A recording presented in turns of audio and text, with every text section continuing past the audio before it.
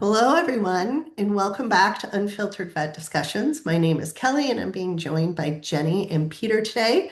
We are so glad that you are joining us today because we kind of have a subject matter. I mean, we always have subject matters. We tend to choose the ones that nobody wants to look at. They kind of look at and then they kind of go around it and then keep on going. No, our crew, we're like head right in. Like, why not? Like, let's just take the bull by the horns and see how far we can go. So, one of those uncomfortable things is the word suicide. And even just you say the word suicide, and people are like, gosh, look at the time. I've got to go. Right. But, Jenny, you actually looked that square in the eyes with that word and sat with it this weekend. You want to tell people what you were doing? Yes. So I was lucky enough to be able to go to the NAVC Hive Midwest Conference, which was just based for, I shouldn't say just, was for practice managers and technicians only, which I thought was nice. Peter, no offense against vets, but it was nice to have our own little space. So that was good. And I had the opportunity to go to a talk that was called Guardians of Hope Suicide Awareness Training. And there were only four of us in the class, which was a little sad, but I also understand that part of it is because the word suicide was in the title. And for me, I was thinking about it in that one of our group get togethers recently for my team was we got CPR certified, how to do, for stop the bleed, for CPR, for how to use defibrillators, all of that. And we have a defibrillator now in our office. And that came from me actually having to do CPR at a camp that I was at and actually helping to save a gentleman's life because we happened to have a defibrillator with, at our camp. So, and I started thinking about the suicide awareness training, and I thought, this is something that has affected me personally, in that I was suicidal when I was younger. I still deal with depression. My child was hospitalized for a month with suicidal tendencies. I have had friends and colleagues commit suicide, and it's devastating every time, whether it happens, whether it doesn't. And to me, I don't believe in, like you said, Kelly, hiding and saying, I'm not going to talk about this. Like, after I got over the kind of trauma of everything with my child, I gave a sermon about it at our church. I'm very involved in my church, but my goal was to talk about it because if we don't talk about it, everybody feels alone. And we've talked about that before, that people just feel so alone and nobody to talk to. And so the more we talk about it, and I don't want to say normalize it, but maybe normalize the word a little bit, maybe it makes it a little less scary. So the training that I went to was called QPR, for question, persuade, and refer. And there is a QPR Institute that you can actually look up. You can find teachers in your area and you can become certified. And I think one of the biggest things is, and I don't know if this is true of everyone, but I think when people go to something like this, they're like, I'm not a counselor. I have no training. I, I don't know. I mean, sometimes practice managers and veterinarians, we feel a little bit like therapists to our clients, to our team members, but we're not really. And when it comes down to something so serious as suicidal tendencies or suicidal thoughts, it feels a little overwhelming. And one of the points that the instructors of this class said was QPR is intended to offer hope through positive action. It is not a form of counseling or treatment. And so I think when you look at that, that even having a conversation can lead to hope. I think it takes a little bit of that pressure off. But I think it's worth talking about because this is a problem, especially in the veterinary industry. Peter, you unfortunately also know about this as an issue in the vet industry. What do you have to say? What are your thoughts on that? I I'm not as directly affected as you have been. But if I go back probably 30 years or so, in California, Southern California specifically, there were three veterinary colleagues who committed suicide in a very short period of time. And I was young at that point. I know it's hard to believe I was ever young, but I was young at that point. No And gray hair? no gray hair. I may have been before children. No, I think I had kids, but um, kids and gray hair go together. Yes. Uh, so we started to have some local meetings amongst colleagues to address the issues. And we had veterinarians who had some suicidal tendencies or ideations come and present. We had a psychotherapist who had a specialty in dealing with healthcare and mental health. And it was just to, and we started to set up some phone trees for people who were, um, just needing people to talk to. So I think what we tried to do 30 years ago or so was just make people aware and set up resources. And I think as a consultant, as a veterinarian, as a coach, and all the variety of different things that I've been involved with, being a veterinarian, especially a single doctor, is very isolating. You're there by yourself with the team. You're not always aware of the issues that your team may be having. They're not aware of the issues that you may be having. And you're surrounded by pharmaceuticals that come with some pretty good side effects, well, or bad side effects from Right. that standpoint. So, yeah, this is a topic that has been headline news, veterinary medicine #1 on the suicide list, or something to that effect, or right behind nurses, or whatever the case may be. It's not been ignored. Um, it's just like the best way to avoid things is to avoid it. And veterinarians do represent themselves quite well as the human ostrich, um, where they would like to avoid anything that makes them uncomfortable. So it's a topic that's very discomforting. And if I'm more quiet and less um, irritating or humorous today, it's because it's not an area that I'm comfortable talking about. Yeah, and it's one area of many, just to broaden it a little bit. There's quite a few things in our society we have never been socialized or trained on. I mean, grieving, like, for example, whether it's suicide or a natural death, you're told as a young kid, dress nicely, sit still, don't talk too much, we'll be in and out, don't wiggle, stop, move. And nobody really explains what grief is all about. Like, and nobody really talks about it. Nobody really gives you permission or the understanding to walk through it. So then we just say, well, how are you? I'm fine. How are you doing? I'm okay. Because there's a Yeah. whole vastness of underneath that's never been discussed on Minnie's topic, suicide or not, right? So I think the more we can just talk in general about the hard things in life, even though they make us wiggle in our seat, maybe we'll all come out better as human beings, you know? And I think that was kind of the takeaway that the myself and the three other people who were taking this and becoming certified really had was, yeah, it's uncomfortable. You know, we hope we never use it. It's the same thing with CPR, right? Like I never actually thought I was going to use it. I've been trained in it since I was 12. Never once in my life did I think that I would actually have to do CPR, let alone do it on someone that I actually like cared about.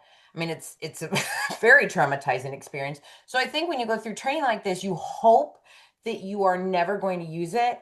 And by being trained and continuing to train, you hopefully are ready if somebody does say something that has you concerned. And one of the statistics that they had during this talk was just asking the question, even if it's a crass way of asking it, like, maybe you say, I really care about you and I'm worried about you. Tell me what's going on. Or maybe you just come out and say, are you thinking about killing yourself? Which might be a little more crass, and maybe you wouldn't say that to somebody that you don't really know well, but you might to somebody that you do. But just talking to them reduces the risk of suicide by, I think, like 40%. So if we think about that, we think about how we change our medical approach to things as veterinary professionals. And we do that sometimes based on the fact that, I know we started doing a lot more ovary sparing spays in golden retrievers because the recent study shows that by doing that procedure, instead of a normal spay, you reduce the risk of cancer by 50 to 60%. So we do that. So why wouldn't you have this conversation if it reduces the chance of someone hurting themselves, or dying by suicide by that big of a, percentage? And Social then, norms. It's huh? social norms, though, Jenny. Yes, you're right. It is. It is. And it Yeah, is the fact that it makes us uncomfortable. And right. and I know I always worried about, I know when my child was going through it, I really, how you get the tingles in the back of your head when you know something just isn't right with your kid. Like you Hmm. know it. And it was COVID, and we couldn't get in to physically see a psychiatrist, but I had been talking to ours online and saying, I just don't think that this is normal. I don't think she's right. And no, no, no, she's fine. She's fine. He never met with her. He didn't know, and then we're going to the therapist. And even with the therapist, I said, I don't, I really, something's not right. And she's like, nope, because she knew to say all the right things. And so I just had this tingle in the back of my head, but I wasn't going to come out and say, hey, what's going on in your head right now? Like, I love you. I want to know, are you okay? Are you going to, do you want to hurt yourself? All of this. Because I was afraid if I said it, I was going to put that thought in her brain. Except they're already No, thinking about it. I mean, right. right? Because, like with my daughter's father and his suicide, we got really blunt all the time. I'd be like, so I'm not around this weekend because he'd come in and out of the house because we did co-parenting that way. And I said, what, I'm not around this weekend. What's your plan? Like your safety plan, not the actual plan. Right. Like, who's your support buddy? Who do you call? I'm a text away, yada, yada. Right. But if you don't know that they're thinking about it, that might be holding you back because you're like, I don't want to put this thought in their head. But you're right. The thought's there. The thought's there. Like that, they've snuck that through the door before you've realized the door even exists. Like, that's that's somewhere else with it. And I had a girlfriend with a daughter in high school, and last summer they found out, all sorts of things, got her to help in time, and then started backtracking through stuff, and they found out she'd been thinking about it for a while. This was not just a hello, I'm waking up today type of thing. Um, and hindsight's 2020, right? But I think if anybody's listening to this, because I'm a survivor of suicide, talk to them. Just blunt ask because they're so torn up inside and they just want help and they want to feel better. And they just And want they to be want to listened to. and seen, right? That's what we Yes, all want, is just to be seen and heard. And if they're not feeling seen and heard, that just makes the problem worse, which is why QPR, the first Q is the first letter and it's question. right? Ask that question, whether it be like a very direct, like what you were saying, like, okay, what is our plan? Or maybe you don't have that kind of relationship. You can be more of an indirect in that, hey, tell me what's going on lately. Give them that opportunity to talk. And just in that being heard can help reduce that risk. And so I think their big thing was, if you are in doubt, if you're like, I don't know, always act quickly.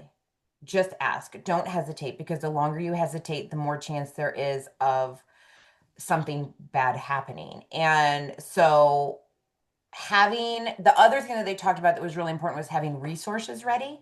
And so, and I don't know if Kelly, maybe we can put this up when this goes live. Like 988 is now the national suicide hotline. 911 for emergencies, 988. Someone will always answer.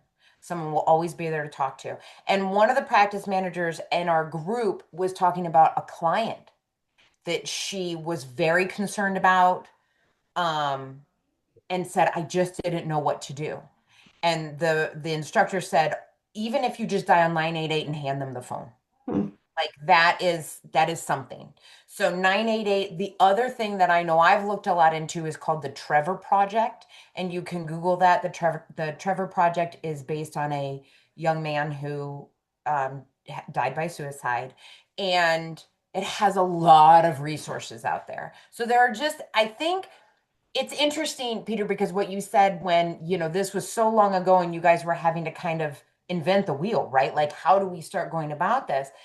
And I have so much hope that we're headed in the right direction because number one, we're talking about it. We go to these conferences. How many talks are about mental health? How many talks are about taking care of yourself, self-care? I went to one that talked about the importance of hydration, getting outside in the sun every day, eating something more than coffee and a Snickers bar, like physically taking care of yourself because that helps with you mentally. So if we're talking about these in veterinary conferences, it gives me hope that we are having more difficult conversations. We are being more open and vulnerable about it. So it isn't as scary. You teach at Western, do you ever have students ask or say anything, or are there any resources for vet students that might be feeling the pressure? I mean, we know, right, that the kids in vet school are probably at a higher risk because, I mean, you and I talk about this all the time, right? They expect perfection. The the universities do have resources, and they're supposed to be available and accessible as needed. I have not had any students approach me or talk to me about things, mainly because I don't have a constant contact with the vet students. I'm there for 3 weeks throughout the year. Um, the interesting discussion is the event you were at had 4 people. They were all practice managers, which of course is where the focus was. If the same event were to have invited veterinarians, you'd still have 4 people there.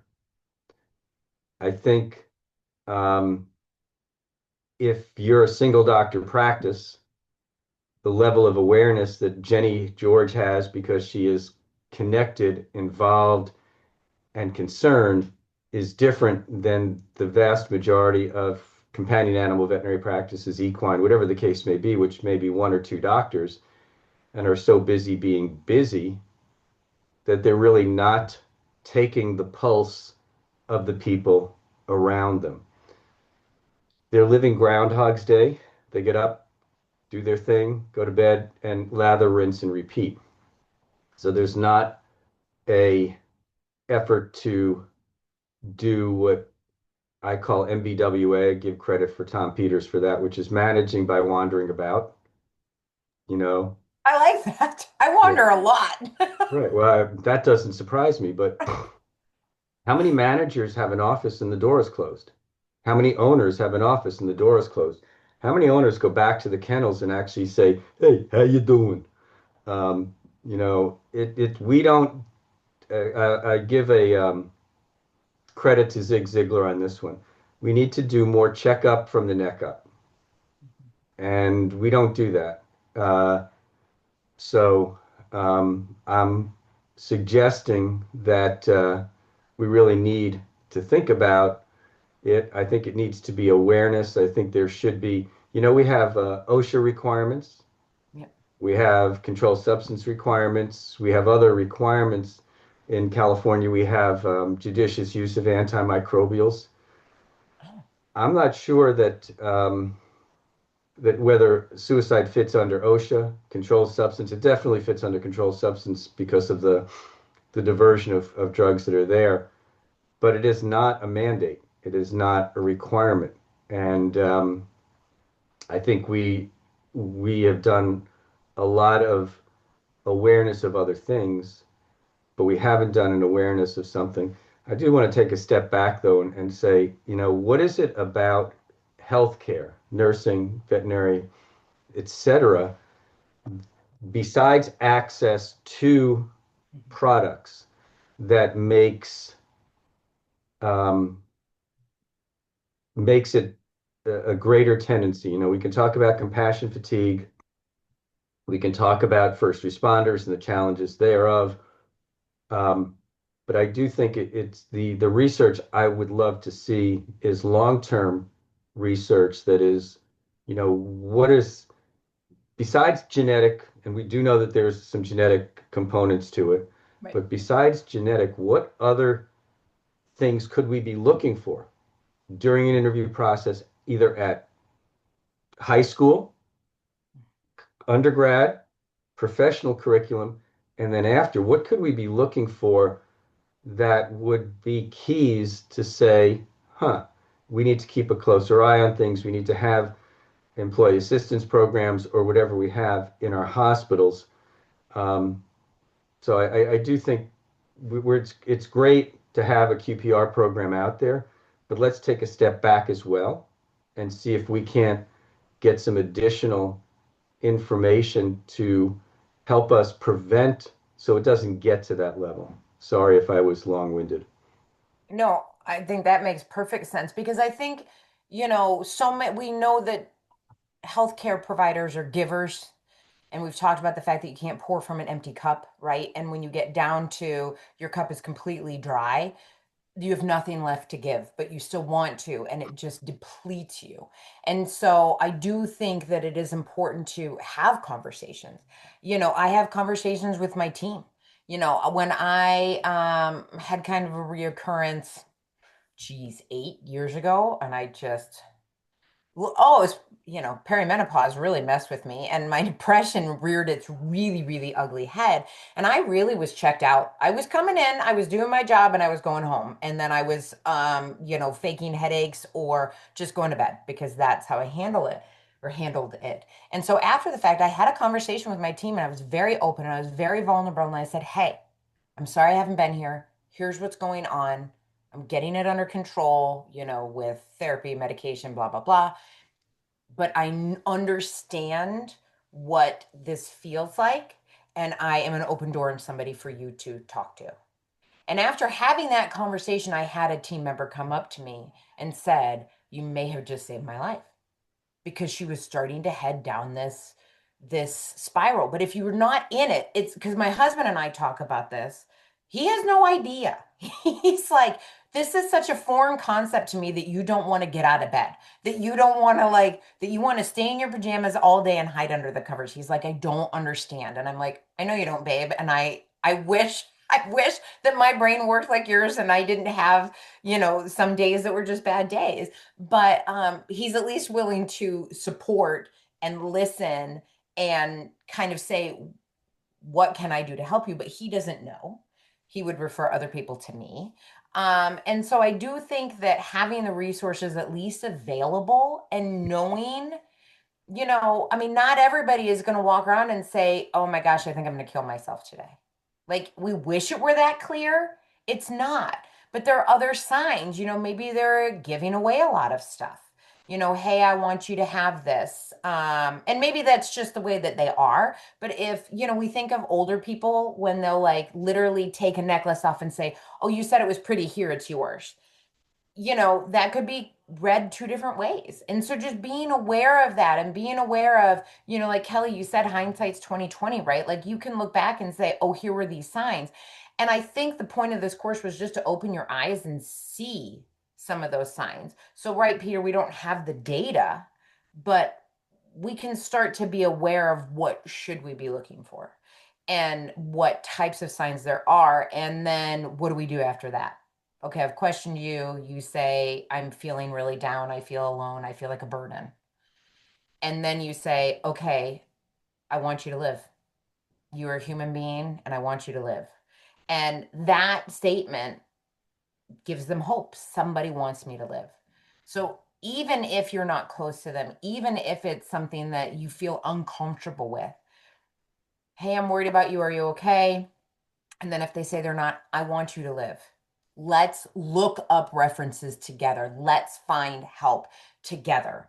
And then trying to help them, you know, find the help that they need. Um, but I think, right, by putting our heads in the sand, right, which we know veterinary professionals are great at. We don't like conflict of any kind. This is conflict. I mean, if you really think about it, this is a big, scary, like, oh my gosh, it's a lot of pressure. And so I don't want to say it's really conflict because it's not, but it feels like that. It feels that uncomfortableness. And putting our heads in the sand isn't enough anymore. And I think it's important for everybody to do their part and have conversations and, you know, get comfortable with being uncomfortable. We've talked about that before. That's part of growth is being uncomfortable or being comfortable with being uncomfortable. What don't I know and how can I get better at it? We do it great with medicine, but we need to do it a little better with some of these serious things like suicide and being able to say that word without being like, oh my gosh, and freaking out because you might save a life. And you might never even know that you saved a life, but you might just by saying something. And one of the Paige Allen was one of the instructors. She is an RVT and she teaches, I want to say at Purdue, but I'm not 100% sure about that. She said that when she walks around, she smiles at every single student. She goes, and it kind of starts to like hurt my face a little because when they let out in between classes and she's like, hi, how are you? Hi. But she's like, I don't know if I'm that one person that day that made them feel seen. So maybe instead of having your phone in front of your face all the time, maybe look up from it and smile at somebody. It could be that simple. And I think we're going to leave it there. I mean, you kind of wrapped everything up in a nice bow, except Oh, Peter has one more thing to say. Um, every practice should invest in an EAP, an employee assistance program. It's Mhm. a low cost approach to allow your staff to have people they can talk to that are not part of the practice because half the problem is you're not a therapist, Jenny. You play nope. one on TV, but you're not a therapist. And so I think investing in an EAP and letting the staff know that they have a program that they can call if there is work-related issues, including harassment, etc., or personal or mental health issues. So I think providing an external resource to your team also adds a layer that means it's not all about you because, hey, I know Jenny George is going to take all of this on her, Yes, I and that will. will only increase the level of pressure on you. So make sure your practice has outside resources so it's not any one person who's going to be carrying the burden. And I do want to say a couple other resources out there because I know New Hampshire um, has a veterinary specific professional that will help with mental health therapy within the veterinary space. And my veterinarian found out about it because she's on the state vet board. So that's also a resource. Just see. But for the employee assistance programs, check with your insurance because some of them offer it at no extra charge. And Yep. so that's a great way to start too. If you're like, oh, I can't afford this. If you're already offering health insurance, that might be something that they offer. You can talk to your, workers' comp or something. I don't know. There's just a lot of resources. But like I said, 988 is the number to call. It is the suicide prevention hotline. Trevor Project, Google that. That has a lot of resources. And if you or your team decide you want to become QPR certified, you go to qprinstitute.com, and that is a great place to find resources in your area. But I think I hope that this podcast brings a little light to it, makes it a little less scary, and I don't know, maybe it'll save a life. We can hope. We can hope. All right. Until later, we wish you adieu and thank you for listening to the end. Please subscribe and like all our channels. Don't stop at one, just like all of them. All of them. All of them. Thank you.